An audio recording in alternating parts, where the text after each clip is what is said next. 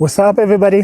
My name is John, founder of a company called Planet Worms. And today, let's learn how to set up a worm bin the right way. So, now that you've gotten the right worm bin for your own setup, the good thing about getting worm bins from us is that it comes with several other things that are going to help you very, very much, that are going to make your setting up very, very easy. So once we send the worms, the package to you, what we normally include in this package is normally we include the 1 kg of worms for this type of bin, and then we include what we call bedding 1, which is normally shredded, chopped up cardboard. That's bedding 1, and we send you with bedding 2. Bedding 2 is just chopped up banana stems, and then we send you with what we normally call the cover of the blanket. This is just hay or straw. So once you have all of that, and then the worms. I've not shown you the worms. And the worms, 1 kg of worms in there. So once you have that, remember our worm bin has holes on this first bin. One of the works of bedding 1 is to cover these holes so that the worms will not fall through into, will not go to the other bin, the collecting bin, your fertilizer collecting bin very, very quickly. So now that you know what comes with the worm bin, it comes with the 1 kg of worms, it comes with bedding 1, it comes with bedding 2, and the cover. Those are the things that are going to be packaged that are going to be brought to you as one full complete package, and also and the instructions of how to set it up. Now that you know what comes with it, now let's set it up ourselves. So the setting up part is very, very easy. What we do is just take bedding 1 and soak it into some water.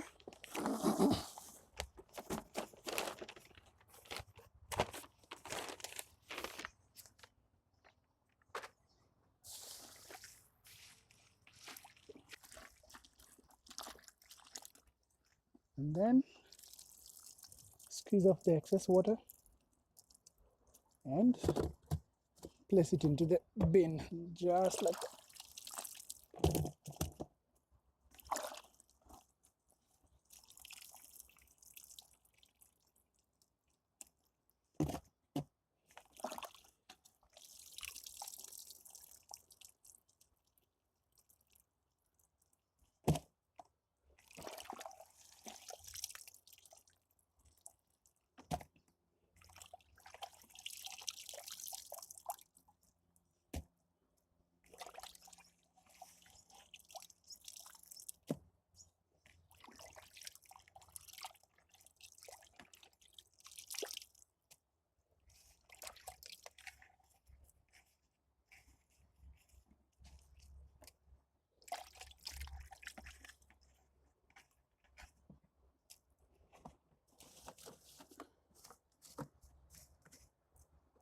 Just like that.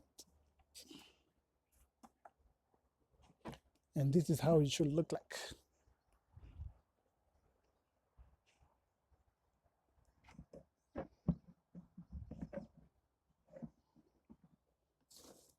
We make sure all the holes are covered, and then this is the part we add our worms. You can add a little bit of bedding 2, just a little bit.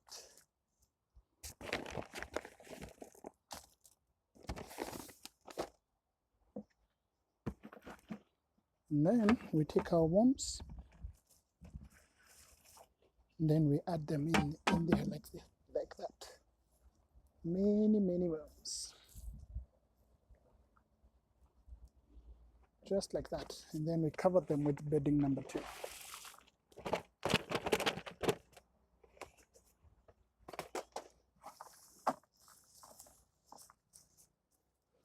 Just like that. And at this particular point, that's when we add our own kitchen scraps, chopped up kitchen scraps, just the same way that we've chopped up our bananas. You can chop up your own kitchen scraps like that. Just remember that the smaller the size, the faster it decays, and the faster the organic material decays, the faster your worms are going to eat it.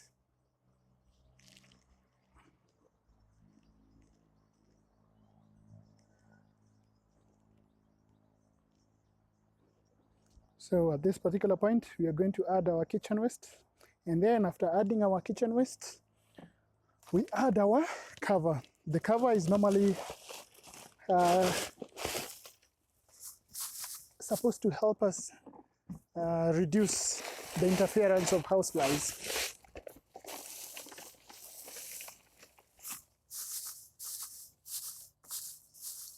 And just like that. Don't need to use all of it. You just need to cover it so that the houseflies will not be able to reach your material, and if the houseflies don't reach it, it will not start to smell, because they will not inoculate all those maggots and all of that stuff. But every time that you want to feed, now that you've set it up, if you want to feed it again, all you have to do is just move the cover like that, add your food, add your material, and then cover it again. Don't make sure that you don't add water onto your material. Now that we've added our bedding 2, which is the chopped up banana stems like this, that will help. We like adding banana stems into the orders, because chopped up banana stems normally help worms acclimatize to the new environment, and also reduce the stress of traveling and all of that and harvesting. So banana stems are awesome.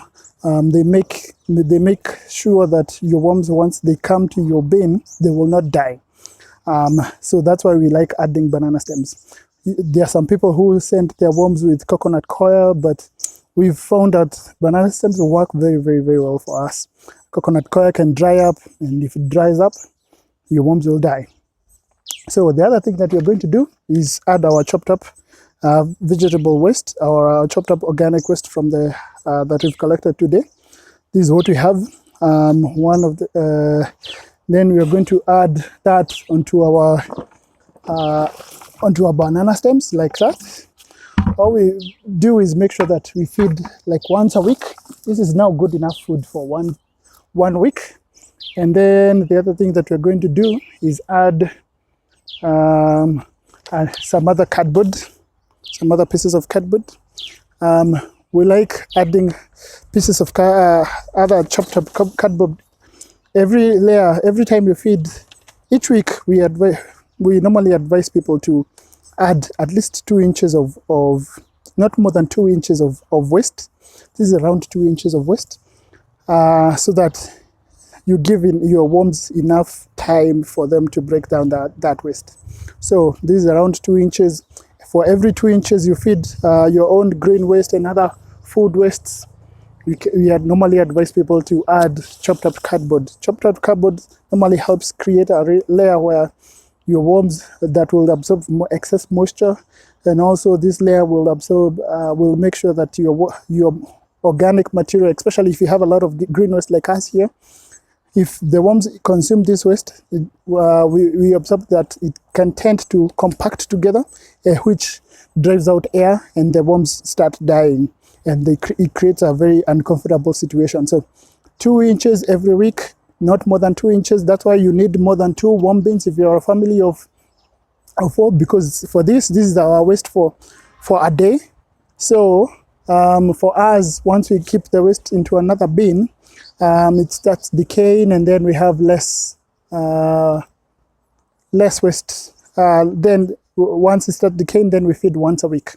So this is what you're going to do, is just spread like an inch or half an inch of chopped up cardboard like that, just a little bit, not too much. like that. And then the final step is to add some water. Just make sure you add water everywhere like that. Like that. That's enough water for now. And then remember, cover.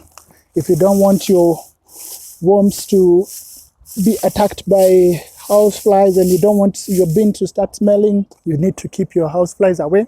So you have to cover your worms with your bedding material, with your hay, with the hay that we normally provide for you. But if you're setting up the worm bin for yourself from scratch, you built the worm bin yourself, this is how to set up a worm bin. So from there, all we do, I like to do this step, is to remove the excess moisture that has been collected. Each and every single week you add water, your moisture will be collected on this bin, and then you can harvest it. Each and every single week you produce it, harvest it. If you keep it here, I like to harvest every time I add water. If you're adding water once a week, you can see even the color is starting to change because of the material that came with the worms. It has changed a little bit because of that material. So we can always remove that moisture every week, because especially for the first 2 weeks, this worm tea will not be ready. So it's good to remove it so that it doesn't smell, because as you saw, the food is still very, very fresh. So much of that freshness will go into the lower bin and then it will start smelling. If you don't want it to smell, every time you add your water, make sure you remove it for around 2 weeks. After 2 weeks, now the worms will have acclimated and they will start consuming all your organic waste. And then everything that you harvest after 2 weeks is good worm tea that you can just either mix with more water or just spray directly to your plants, and it will not affect your plants. And one of the best things of how to check whether your worm tea is good is to smell it. It should not smell. It should have a very nice earthy or close to not smelling at all, just like how water is. And that's very, very good worm tea. And that's how to set up a worm bin. All now we are going to do is just cover. We don't put holes on the top, because if you're going to keep your worm bin outside, you don't need to put the holes on top. So now all we normally do is just place it on top of something. We can use a stool, just like that, so that your worm bin is raised up a little bit, like that. And then if you start harvesting your worm tea and then find your worm bin, there's some worm tea that is left, it's good to always make sure that your worm bin is slanted a little bit, so that you will be able to collect all the worm tea that is in there. I don't think that right now there's any worm tea left like that, you see. Or if you want the day of collecting and you want to collect your worm tea, that's how you do. You just lift it up from one side and then collect your worm tea.